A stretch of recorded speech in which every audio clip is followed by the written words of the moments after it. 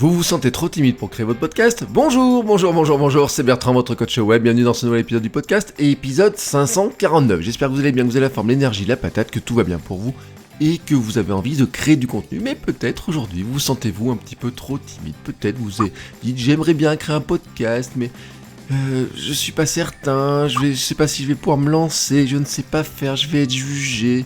Qui sait que ça va intéresser, personne ne va m'écouter, et donc vous hésitez, vous repoussez, vous ne faites pas, voilà, vous ne faites pas, et donc votre podcast n'avance pas, vous ne le créez pas, vous ne publiez pas.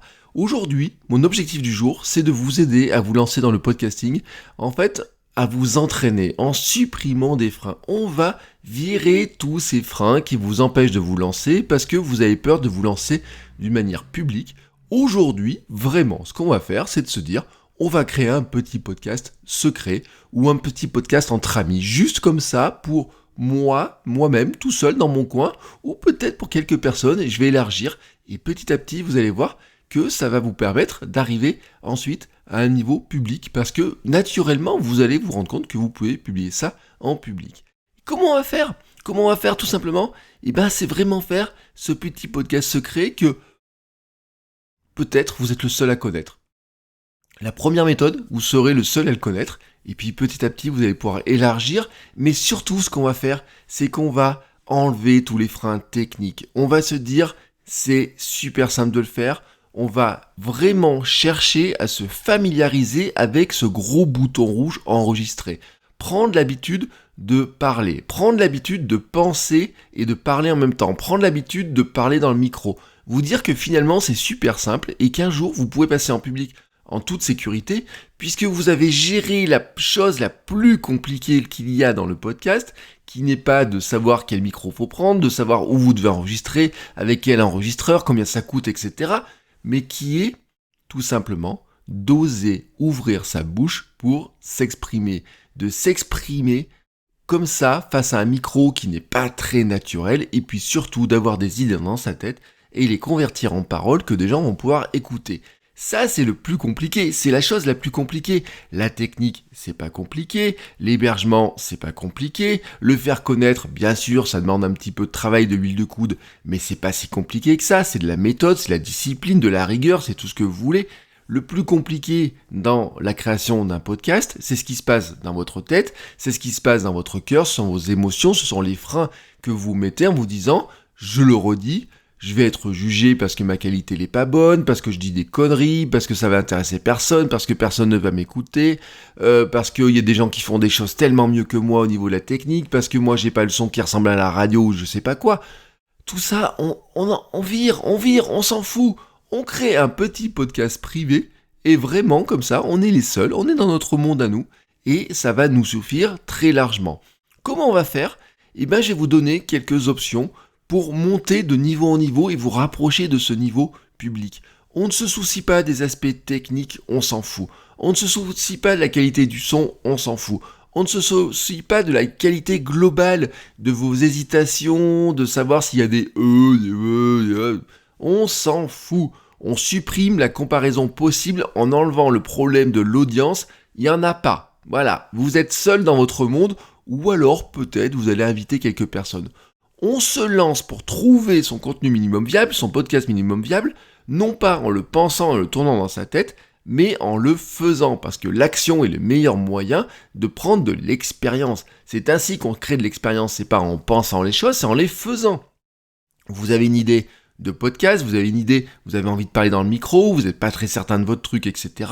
Au lieu de le penser, et de rendre ce moment où vous allez appuyer sur le bouton rouge extrêmement compliqué, qu'est-ce que vous allez faire? Vous allez vous lancer directement à créer votre petit podcast privé, rien que pour vous, vraiment rien que pour vous, et vous allez voir, ça va vous décomplexer tout de suite cette histoire-là. Oui, parce que finalement, vous avez enlevé tous les freins qui vous empêchaient de vous lancer vraiment. C'est-à-dire, ce frein, c'est passer en public, être comparé à d'autres, être jugé. Vous les enlevez, ils n'existent plus. Donc vous n'avez plus que vous, votre petit micro, votre voix, vos idées, et vous exprimez, vous partagez ça, et vous allez voir d'une manière très simple. Je vais vous dire, ces méthodes, elles vous paraissent peut-être absurdes, peut-être un peu idiotes pour certains. Pour ceux qui créent du contenu depuis longtemps, vous avez peut-être trouvé ça totalement absurde de faire ça. Pourtant, je vous le dis, c'est un terrain d'entraînement. C'est un espace d'entraînement. C'est votre salle d'entraînement. C'est le salle d'entraînement, j'ai envie de dire, la petite salle privée. Vous savez, imaginons un boxeur.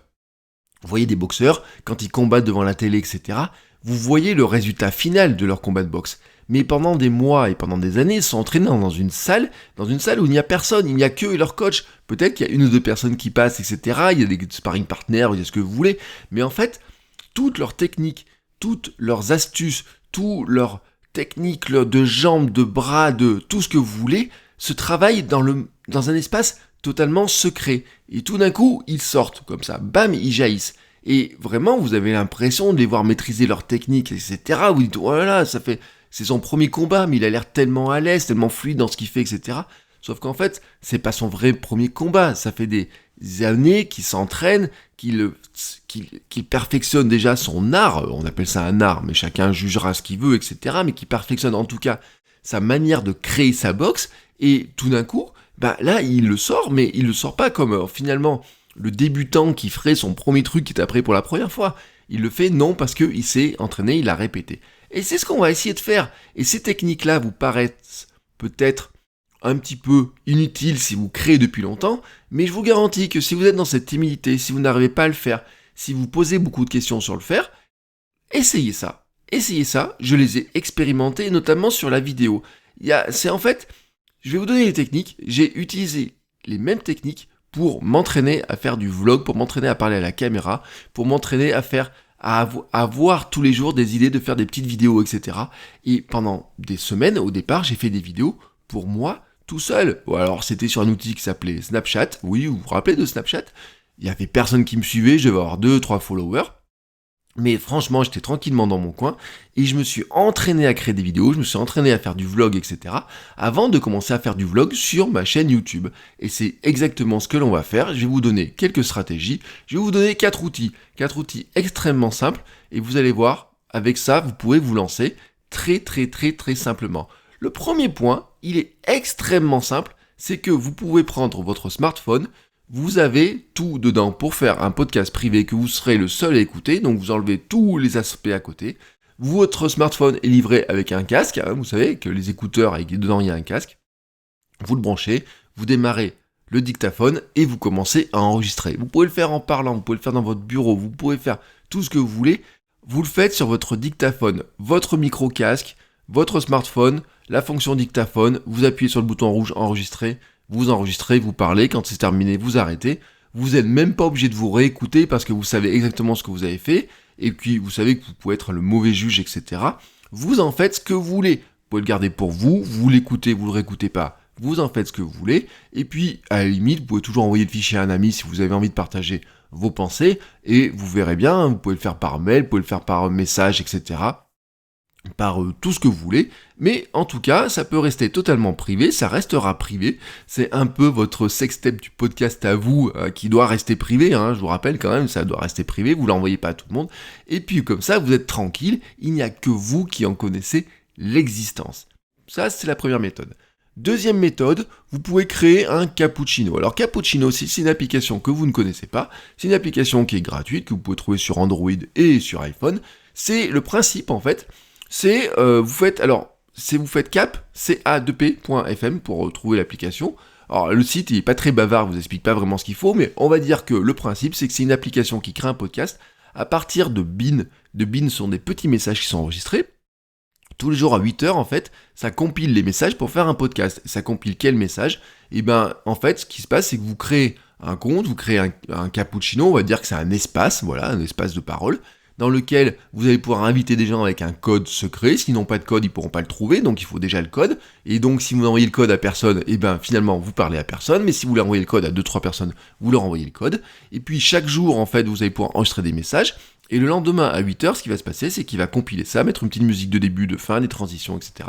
Et tous ceux qui sont abonnés au Cappuccino vont pouvoir l'écouter. Bon, le gros point qui est intéressant, c'est qu'il y a juste un bouton au milieu, vous appuyez dessus, vous avez des segments, des bins de 3 minutes. Voilà, 3 minutes. Donc ça vous oblige un petit peu à la concision, mais c'est pas si mal que ça, et puis vous pouvez faire plusieurs bins, etc. Et puis vous le gardez pour vous, pouvez, si ça vous plaît, vous le gardez, si ça vous plaît pas, vous le supprimez, etc. Et donc vous pouvez garder totalement ça privé, secret, pour personne, vous l'envoyez à personne, ou alors vous commencez à envoyer le code à un ou deux amis en qui vous avez confiance, et puis eux aussi pourront réagir, alors ils pourront vous mettre un commentaire, vous dire bah tiens c'est sympa, etc. Tiens ça me fait penser à ça et autres. Le but du jeu, je vous le redis, c'est de prendre l'habitude d'appuyer sur le bouton enregistrer. Alors il est pas rouge en cappuccino mais c'est pareil, de prendre l'habitude de parler, de prendre l'habitude de parler dans un micro, de prendre l'habitude de penser et de parler, de le faire en même temps. Et puis vous avez là un terrain d'entraînement qui est privé, peut-être d'ailleurs ça donnera à vos amis l'idée de créer aussi leur podcast, allez savoir, et peut-être même vous pourrez créer un petit podcast de bande parce que vous dites « Ah bah tiens, finalement c'est sympa de parler dans un micro, pourquoi pas ?» Et puis en tout cas, s'ils veulent pas vous faire des podcasts ou quoi que ce soit, ils peuvent vous mettre un commentaire, réagir à ce que vous avez dit, etc. Et là d'un coup, qu'est-ce que vous allez vous rendre compte ? Bah oui, ça peut intéresser des gens, et peut-être que l'information que vous avez partagée, que vous dites ouais, ça sert pas à grand chose que je partage ça, tout le monde le sait, ils vont vous dire attends, ton astuce c'était super intéressant, tu peux m'en dire plus. Et là tout d'un coup vous allez aussi vous rassurer sur le fait qu'il y a des gens qui peuvent trouver ce que vous racontez vraiment plus intéressant que ce que vous ne pensiez. Et ça c'est vraiment un gros bénéfice. Troisième méthode, vous pouvez faire à peu près la même chose sur Telegram. Telegram, vous savez, c'est la messagerie. WhatsApp est en train de se planter avec les règles de Facebook, etc. Enfin, tout le monde part à droite à gauche. Bon, beaucoup de monde part sur Signal, mais honnêtement, il y a aussi beaucoup de monde qui est parti sur Telegram.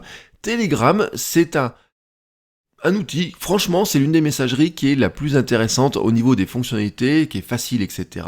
Vous pouvez, dans Telegram, créer un canal que vous pouvez garder privé que pour vous, amis, vous parlez tout seul dans votre coin, vous pouvez inviter quelques amis, vous pouvez faire des groupes, etc. Mais vous pouvez partir sur un petit canal privé, comme ça, tranquillement, vous n'envoyez pas le lien. Vous envoyez le lien à personne, vous le gardez privé pour vous, et puis dedans, qu'est-ce que vous allez pouvoir faire ?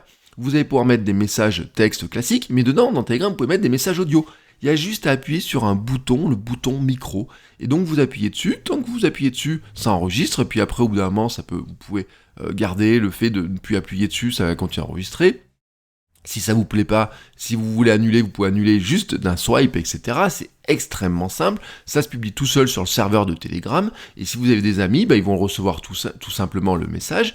L'avantage, c'est que vous pouvez mettre des messages longs, mais vous pouvez mettre des petits messages courts. Et Telegram, en fait, va les aligner les uns derrière les autres, enfin les faire écouter les uns derrière les autres. Donc vous pouvez segmenter vos idées en disant, tiens, premier message, voilà, aujourd'hui, tiens, j'ai une idée, je voulais vous parler de ça. Tac, ça peut faire quelques secondes. Puis ensuite, vous faites un deuxième message audio. Alors voilà. Aujourd'hui, voici de quoi je dois vous parler vraiment, et vous en faites l'introduction de votre sujet. Et puis ensuite, vous faites 2-3 messages audio avec les grandes idées, et puis un dernier message audio avec la conclusion. Et puis vous dites, voilà, aujourd'hui j'ai parlé de ça. Et qu'est-ce qui va se passer ? Telegram va tous non pas les rassembler en un seul gros message, mais les gens vont pouvoir les écouter les uns derrière les autres, ça va s'enchaîner tout seul dans l'application, et on peut même les écouter en vitesse x2. Voilà, comme ça, si vous envoyez ça à des amis, qu'eux, ils n'ont pas trop le temps, etc., ils peuvent même l'écouter en vitesse x2. C'est encore là un très bon moyen de prendre l'habitude d'enregistrer, de structurer vos idées. Le fait de le faire, comme je vous l'ai dit, en petits segments, vous permet de structurer plus facilement vos idées, d'être vraiment, de vous dire, tiens, je vais faire ça en 3 ou 4 points, vraiment en 3 ou 4 points, et ça vous servira aussi pour préparer votre podcast futur. Parce qu'un podcast, c'est quoi ? On a besoin d'avoir une intro, on a besoin d'avoir un petit peu de marque, etc., de dire de quoi on va parler, de qui on est, etc. On a besoin d'avoir un plan, et puis on finit par une conclusion. Je vous ai donné exactement ce plan-là dans ce que je vous ai dit dans Telegram. C'est vraiment très simple de le faire, et puis rien ne vous empêche petit à petit d'inviter un petit peu plus de monde, d'en faire parler autour de vous, etc. Allez savoir. Pourquoi pas, même avoir carrément un canal public, Telegram vous permet d'avoir des milliers d'abonnés sur votre canal, sur un canal, vraiment, et les gens peuvent tout simplement vous écouter. Il y a des groupes, enfin des canaux, parce que là on n'est pas dans le groupe, on est vraiment dans le canal, où il y a même des milliers de gens qui sont abonnés dessus, c'est gratuit, ça ne vous coûte rien, vraiment, et ça vous permet au départ de vous entraîner tout seul dans votre coin, d'élargir petit à petit quand vous vous sentez plus en confiance. Si vous voulez voir à quoi ça ressemble, vous faites votrecoachweb.com/telegram et vous tombez sur mon Telegram à moi, dans lequel je vous publie des petites infos, je vous demande comment ça va, je vous donne des conseils, des liens, etc. Et puis, on fait tout ça dans la bonne humeur. Et puis, on va passer à la 4e étape, au 4e niveau. Et là, on va passer carrément sur une application de podcast. L'application, elle est gratuite, elle s'appelle encore.fm.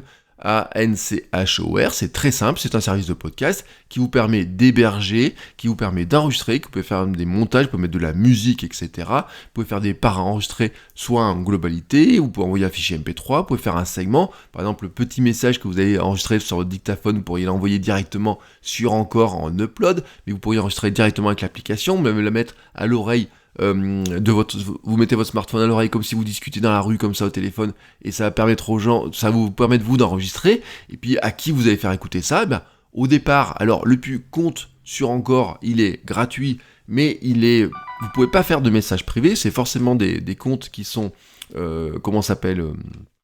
qui sont publics, mais si vous ne le dites à personne, soyons honnêtes, il y a personne qui va le découvrir si facilement que ça. Même ce que vous pouvez faire, disons-le carrément, c'est que vous pouvez très simplement le faire sous un faux nom. Si vous voulez pas qu'on vous découvre avec votre nom, etc., si vous avez peur que les moteurs de recherche l'indexent ou quoi que ce soit, vous pouvez créer un podcast avec un faux nom ou quoi que ce soit. Encore, ils vous demanderont rien, ils vous demandent pas votre carte d'identité quand vous créez ça. Et vraiment, je vous le dis, même parce que si le compte est public, il n'y a pas beaucoup de chances que les gens le découvrent. Mais, rien ne vous empêche de créer ça avec un vrai nom de votre podcast, de créer ça. Vous pouvez faire une petite jaquette, ils ont même des outils pour créer des jaquettes comme ça directement, vous savez, des petites vignettes, ils ont un outil pour faire ça, vous mettez une photo qui vient d'Unsplash, vous mettez un bout de texte, ça vous crée une vignette, c'est très simple, franchement c'est très simple, et puis si vraiment vous sentez l'âme de partager un petit peu, vous pouvez envoyer le lien à quelques amis qui pourront s'abonner dans leur application de podcast très simplement, et puis quand vous vous sentez prêt, vous savez ce que vous faites, vous appuyez sur le bouton distribuer, et dans la distribution, qu'est-ce que vous allez pouvoir faire ? Partagez en un clic sur Apple Podcast, Spotify, et là tout d'un coup, votre podcast va devenir public, recherchable sur les grandes plateformes de podcast très facilement, et donc tout d'un coup, vous pourrez commencer à en parler autour de vous, que votre podcast soit écouté, et aller savoir ce qui va se passer par la magie du podcast. Car ce que je voulais vous dire dans cette histoire-là, c'est que ces méthodes-là vous permettent de prendre l'habitude d'enregistrer. Ce sont des méthodes pour vous entraîner, et je vous rappelle en fait que vous êtes ce que vous créez, mais c'est vraiment en créant que vous devenez ce que vous avez envie de créer. Alors, si vous voulez si vous voulez devenir un podcasteur, il faut commencer par podcaster. Un podcasteur, c'est quelqu'un qui podcast, c'est quelqu'un qui crée des podcasts. Je podcast, nous podcastons tous, voilà, on peut conjuguer le verbe podcaster. Et donc, ce n'est pas le fait de publier en tant que tel le podcast qui fait de vous le podcasteur, mais pour moi, c'est d'abord de commencer par enregistrer. Vous devenez un podcasteur du moment que vous prenez un micro et que vous enregistrez vos idées, du moment que vous créez le podcast. Bien entendu, vous allez me dire, mais si je mets ça sur mon smartphone, j'ai pas vraiment créé un podcast, il n'y a pas de flux RSS ou quoi que ce soit. Je vous ai dit qu'on se débarrassait de la technique, je vous ai dit qu'on se débarrassait de savoir qui va écouter. Moi, ce qui m'intéresse, c'est que vous créiez d'abord un fichier audio qui ressemble à un podcast. Alors bien sûr, il n'aura peut-être pas la musique, on s'en fout. Il aura peut-être pas des effets sonores, on s'en moque. Il aura peut-être pas la qualité sonore, on s'en moque. Ce qui est important, c'est qu'il y ait vos idées dedans, c'est que vous arriviez à affiner ce que vous avez envie de dire, ce que vous affiniez votre personnalité, que vous arriviez à enregistrer. Bien entendu, le mieux c'est de passer à un moment donné en mode public. Car voici la réalité des choses. Vous trouverez rapidement plus rigolo de diffuser en public. Bah oui, c'est comme ça. Ça sera plus rigolo de diffuser en public, ça sera plus marrant, ça sera plus fun, et vous commencerez à avoir quelques retours. Même si votre podcast est restreint, même si vous l'envoyez qu'à quelques amis, vous aurez très rapidement des premiers retours qui vont vous encourager, qui vont vous aider à progresser. Et même si vous ne le faites pas sous votre vrai nom au départ, même s'il y a peu de monde qui l'écoute, publier en public va confirmer petit à petit le fait que vous soyez un podcasteur et surtout va confirmer votre identité de créateur de contenu. Et c'est ça que nous cherchons à faire. Vous allez pouvoir dire, c'est moi qui l'ai fait. Oui, vous pouvez vous dire ça et juste le plaisir de dire, j'ai fait mon podcast, je vous garantis que ça vous remplit de confiance. Publier, c'est établir votre identité en créant et en montrant votre travail et je peux vous garantir, vous y arriverez et je suis là pour vous aider à le faire. Toute l'année, vous allez m'entendre parler de ça. Je ne vais pas vous lâcher avec cette idée-là. Si vous avez envie de créer un podcast, je suis là pour vous aider, pour vous accompagner, pour vous donner des outils. Et j'ai envie que vous créez votre podcast. N'attendez pas l'année quand même, on va pas aller jusqu'en décembre. Là, aujourd'hui, on est le 15 janvier. On va pas commencer aujourd'hui à parler de ça et attendre la fin du mois de décembre pour le faire. Non, faites-le maintenant. Si vous ne vous sentez pas de le faire en public, je vous ai donné 4 méthodes pour le faire très simplement. votre dictaphone, Cappuccino, Telegram et encore. Vous avez ces 4 méthodes-là. Pour moi, c'est du graduel, ça monte petit à petit, et vraiment, vous allez pouvoir vous lancer comme ça. Et maintenant, je vais à présent fermer ma bouche en espérant que vous ouvrirez la vôtre, et je vous souhaite une très belle journée, et je vous dis à la semaine prochaine. Ciao, ciao!